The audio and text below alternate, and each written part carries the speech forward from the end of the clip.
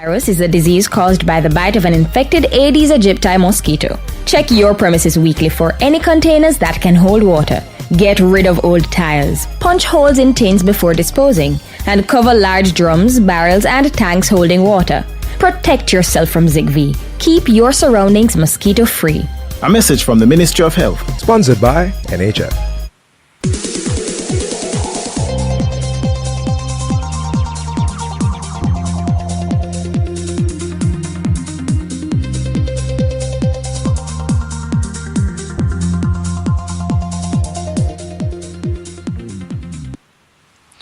Welcome back to Talk Jamaica. We're streaming live at Talk Jamaica Radio and also on Carib Rhythms Radio. My name is Ricardo Brooks and my co-host this afternoon is Ralston Chamberlain. Listeners, since its defeat in the February 25th, 2016 general election, the People's National Party has been seeking to prepare itself for local government elections expected this year, as well as its 2016 conference in September. However, as the party prepares for the polls, it now grapples with deepening divisions over the presidency of Portia Simpson Miller, as well as calls for renewal, and in order to make it more attractive to the electorate. And so we ask, what is the PNP's message to the electorate? How prepared is the PNP for the local government election? Will Portia Simpson Miller be challenged in September? To discuss these and other related issues, we are joined this afternoon by the General Secretary of the People's National Party, Paul Burke. Mr. Burke, good afternoon, and we appreciate you joining us this afternoon. Good afternoon, everyone. All right, let me start, Mr. Burke, by speaking to the upcoming conference and how prepared is the Secretariat for this conference and in the event of a likely challenge to the leadership of the party? All right, first and foremost, the conference is required by the party constitution to be held each and every year. The main purposes of the conference is to receive reports of the different structures of the party. And of course, there's always the election of the 4 vice presidents and the party president. Preparations have started for the conference, albeit somewhat late, because we were expecting a local government elections to have been held by now. Notwithstanding the fact that it has not been held, we've been using the time very productively. The entire organization is seized of its task in terms of what we need to do to maximize our opportunities and the possibility of winning the local government election. And let me ask you this, as far as you are aware, have you received, and I'm talking in writing now, any nomination for challenge for the leadership or for the, I'm talking president and vice president? The party secretariat position is we'll make no statement on the matter until Wednesday, 1 o'clock. Mm-hmm. All right. Mr. Burke, there has been in social media from last evening until this point suggestions that there might be a move afoot by members of parliament on the opposition benches to get signed letters stating support for Mrs. Simpson Miller. Can you confirm or deny that? That is always the possibility of any incumbent president to demonstrate support at the leadership level. I would not know of it because as General Secretary, that would not come to me.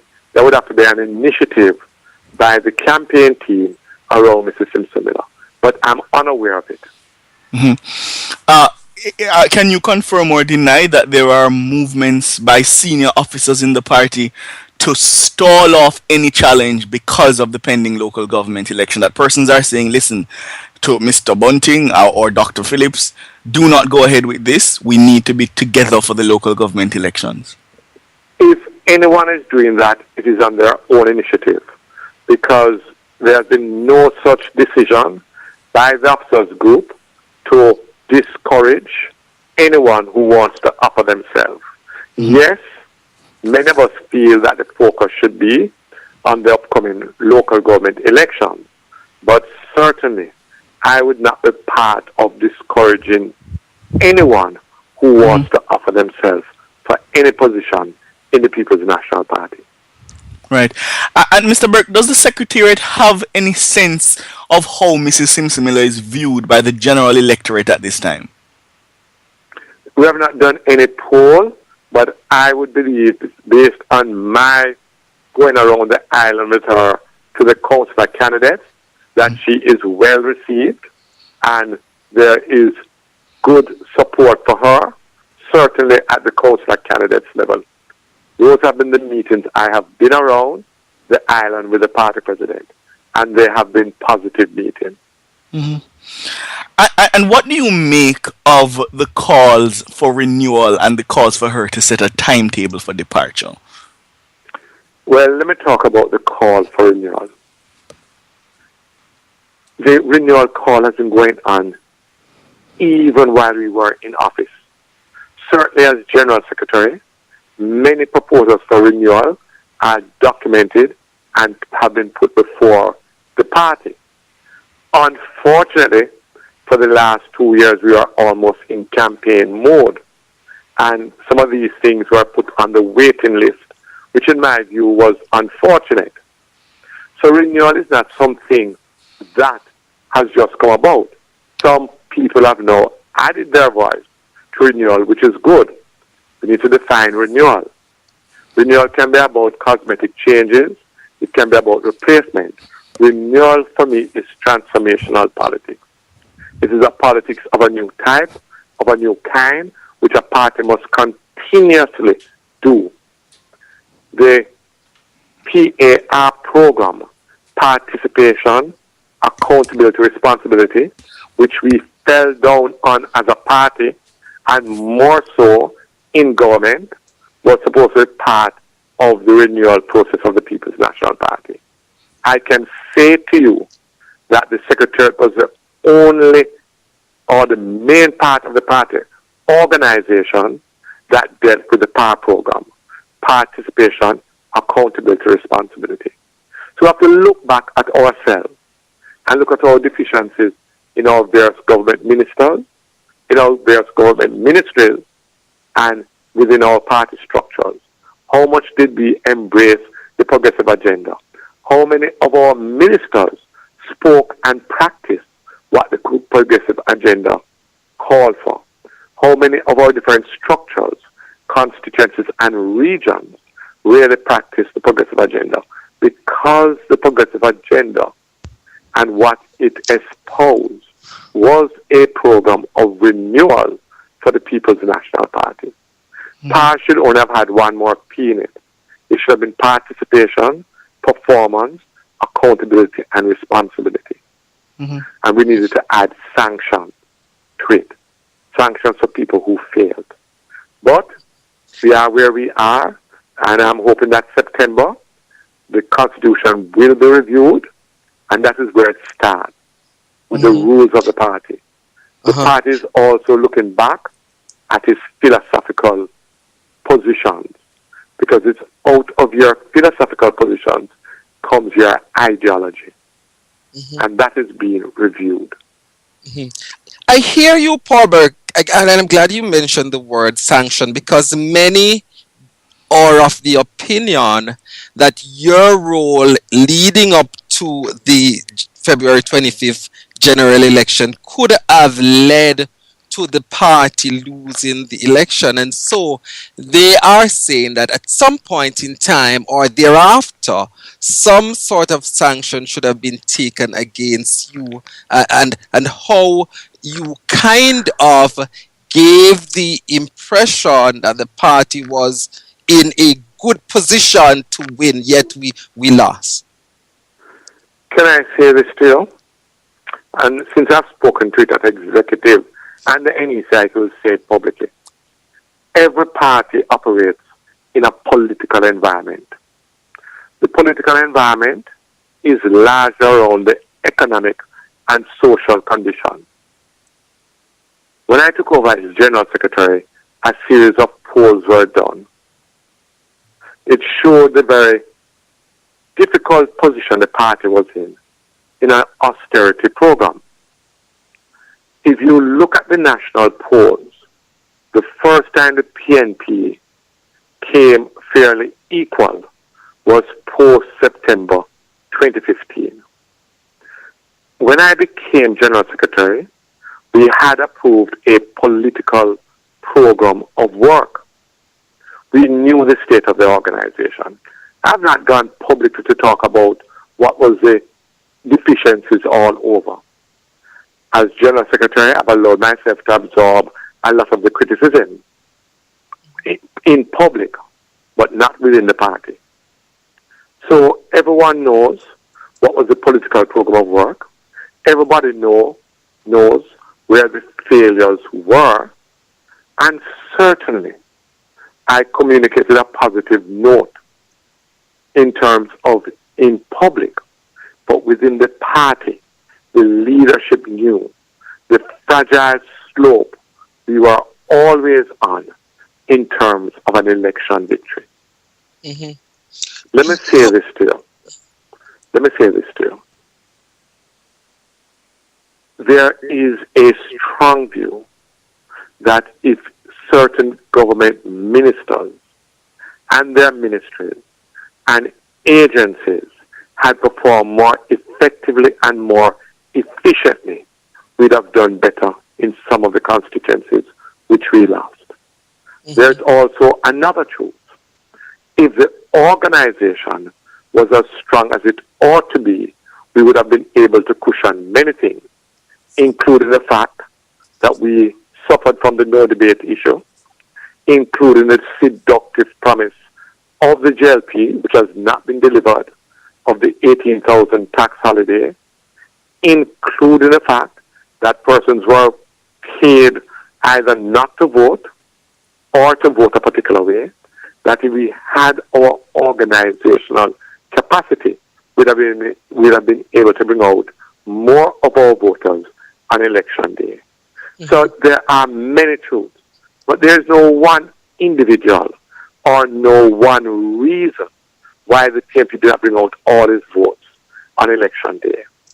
Mm-hmm. Now, if there is a camp, no, I'm going to just finish with that. Mm-hmm. There has been a very vibrant and deliberate social media campaign because there is a democratic struggle taking place in the People's National Party. Mm-hmm. And I will speak more to that at party conference, but not on this occasion. You spoke about the no debate, Paul Burke, and I'm not going to be asking in retrospect, because in retrospect, I'm sure the party will agree that it was a wrong move. But initially, when the idea came up that the party was not to engage in the debate, what was your response to that? Did you agree with it? Did you say that it was a wrong move the party was making? I was the one who voiced the position of the National Campaign Committee that we would not be participating in the debate, and gave the reason. And also, it was the understanding of the National Campaign Committee that we had an opportunity which we are going to exploit, in which 4 of our leaders would have gone in front of a media team to have been questioned, to have presented the party's position, the party's program, the party's vision. Unfortunately, that opportunity faded away. We were so busy in the campaign, and we were unable to get that platform to present the team. It was a cardinal error. But that by itself did not make us lose the election. It was one of the contributing factors. Mm-hmm. You have indicated, Paul Burke, that come at the conference you would have tendered your resignation as General Secretary. My question then is that still on? And if asked to remain, will you remain? Let me tell you my position on that matter. Mm-hmm. And I've said it on the media before. Last year, September, I presented a set of proposals amendments to the Constitution of the People's National Party, one of which I penned personally, that after a general election, regardless of its outcome, the General Secretary, the position of General Secretary should become vacant. Please note that I have always had this view. From the day I became General Secretary, I believed that after any general elections, and I was expecting the PNP to win, even if the PNP had won, I hold the view that the position of General Secretary must become vacant. Now, because it's not a constitutional provision, because it was not approved in order to give life to that principle, and something I believe. At the conference, as they announced in my resignation, I've already put it in writing to the NEC. I've said it several times. I've said it to the executive. And it has nothing to do with the defeat of the PNP at the polls. Absolutely nothing to do. Because whereas I'll take final responsibility on some issues, I will not take full responsibility. There were some MPs who virtually gave away their constituencies, not because they didn't work hard during the campaign, but because they failed to do critical political work for 4 years. There are some MPs that the first time they had what we call a constituency committee meeting, an executive meeting, was when I became General Secretary of the PNP. There are some MPs that the first time that a constituency conference was when I became General Secretary of the People's National Party. There are some MPs that the first time they were forced to start doing some level of structured and systematic political work was when I became General Secretary of the People's National Party. So some MPs gave away their constituencies, which I cannot be held responsible for that. Mm-hmm. Paul Burke, talk to me about this idea of a floor challenge at the conference. So, say the nomination period closes, you say, next Wednesday at 1 o'clock. And then come September, there's a challenge from the floor of the conference. How is that dealt with? And is that an eventuality you expect? I have to prepare for all eventualities, but I don't use the word challenge. It is not in my vocabulary. I start from the position that anyone who believes they can make a contribution to a position has the right to offer themselves. I am not encouraging anybody to what you call challenge anyone. But I must defend the right of every single party member to offer themselves for any position. So I start there. Second thing is that the NEC has approved a time frame for nominations to be accepted. What usually happens, and certainly what will happen this time, is that there will be a resolution going to the conference floor to ratify the nomination period as recommended by the NEC. The conference can accept it or it can reject it. Now, the truth be told, a nomination period ought to have been in the constitutional provisions and have been recommended since 2006.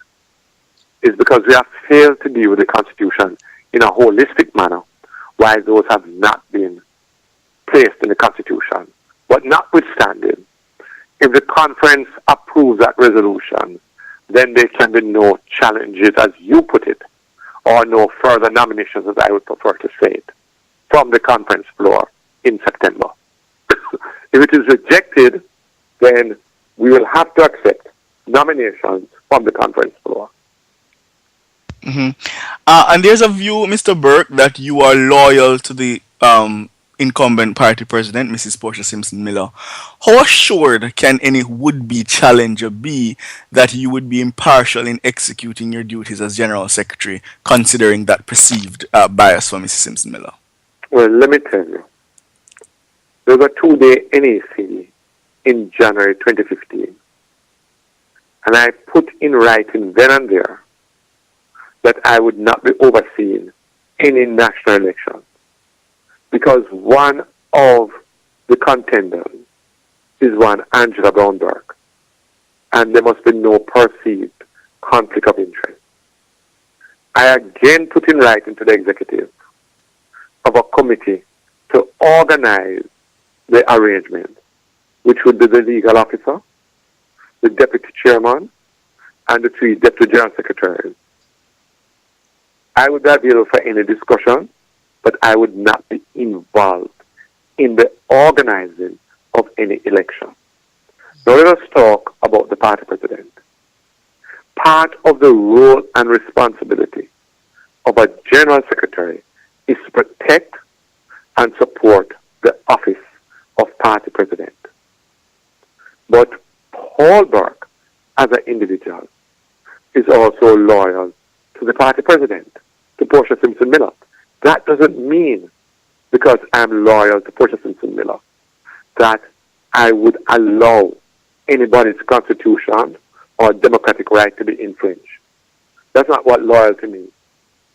Loyalty is something that you give support, you give critical support, but you can also provide constructive criticism, and you can also have disagreement. That's the context in which my loyalty is. So the party president knows at all times what are my views on all issues. This is a general secretary that does not play cloak and dagger politics. I do not stab people in the back. So the party president is fully aware of how I feel, how I think, what I will say. Last week, Mr. Burke, Mr. Ian Ailes did an interview on Nationwide, and we were further. It was further reported that you reported that interview to some party executive members and asked that Mr. Hales be sanctioned. But it has also been reported that Mr. Hales has fired back, saying that you have also gone to the media and made utterances, and so you also should be sanctioned. How do you respond to that? I'm going to release that to the media after I release it to the executive tomorrow. I've written it already, but I have a protocol. I speak to the executive committee of the People's National Party first. Let me say 2 things. I never asked for any sanctions against Mr. Ian Hales. I wrote to the officers alone, copied Mr. Hales, and copied Dr. Duncan, the person you spoke about, and I asked the question, is this appropriate? Mr. Hales enjoined some other people to the conversation, and he spoke about me scolding comments in a media interview. I corrected him. I had no such media interview. In March of this year, the Jamaica Observer used my presentation to the NEC of 2015, in which I scolded no one. I spoke to some contradictions and some weaknesses in the party message. And they headlined it, Burke's scold comment. This is an NAC speech of March 2015, that came out in April 2016 as a headline story. And small print on page 2 or page 3 is that Burke speaking to the NEC in March 2015. And it is something I spoke to the Observer about, met with them, and I can tell you, they agreed it was not the best journalistic practice. All right. So that is what Ian Hales erroneously believed that I went to the media about.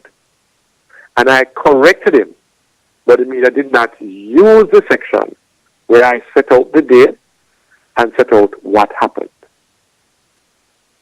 So he was totally mistaken. Finally, Mr. Burke, as General Secretary of the People's National Party, in 30 seconds, can you give us the party's assessment of the administration thus far? No, that can't be done in 30 seconds. I'm willing to come back another day and speak All to right. it. But that cannot, and I will not attempt to do that in 30 seconds. I could not do justice. All right, Mr. Burke, we're gonna invite you back to come and we talk about before conference before you resign to talk about the government thus far. Can I thank you for having joined us this afternoon? I don't want the word resign. The position of General Secretary is going to become vacant because I will not be going back in that position. Right? Okay. And I'm not going back has absolute nothing to do with the outcome of the general election. And I will speak to that at the NEC in July.